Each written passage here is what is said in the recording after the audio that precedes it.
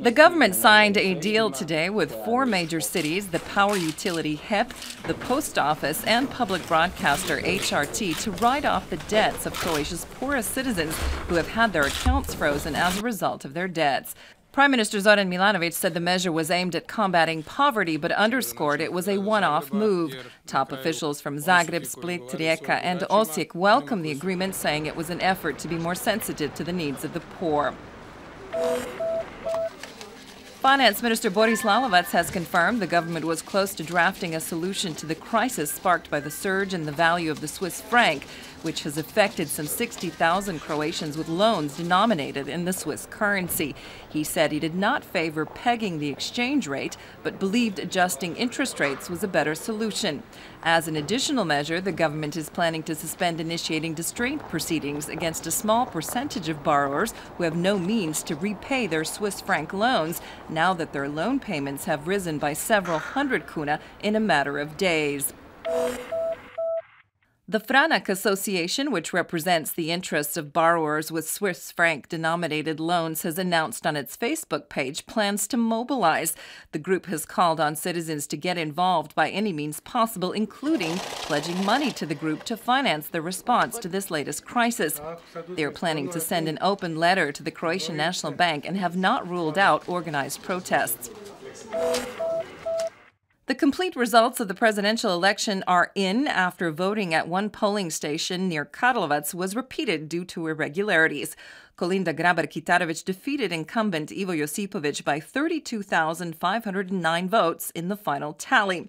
The result is in, but the Electoral Commission has still to make it official.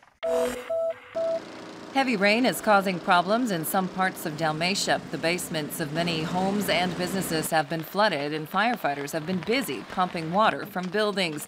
Meteorologists report that the Metkovic area saw the most precipitation, 125 liters per square meter.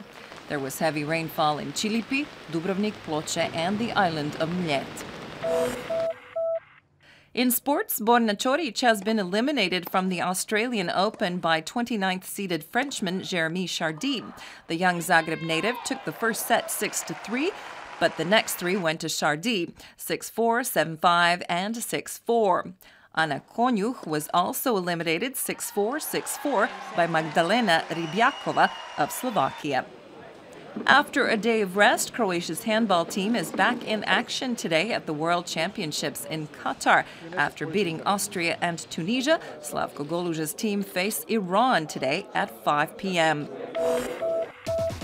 This afternoon's forecast calls for moderately to mostly cloudy skies. The north and central sections of the coast will see the most sunshine. There may still be some rain, predominantly in the east and south of the country. Moderate northeasterly and easterly winds are still blowing along most of the coast. There is a southeasterly in the south. Winds will shift to a northwesterly direction on the open seas. The day's highs will be between 4 and 9 degrees Celsius in continental Croatia and between 10 and 15 degrees on the Adriatic. It will remain mostly cloudy with lingering fog over the next few days in the interior. Scattered rain is expected and possibly snow at higher altitudes. Temperatures will be similar to today's or slightly cooler. On the coast, the weather will vary. There will be heavy clouds with occasional rain and possibly thunder, plus a moderate to high southeasterly wind on the central and southern sections of the coast, a northeasterly in the north. Heavier rain is possible, especially in the south.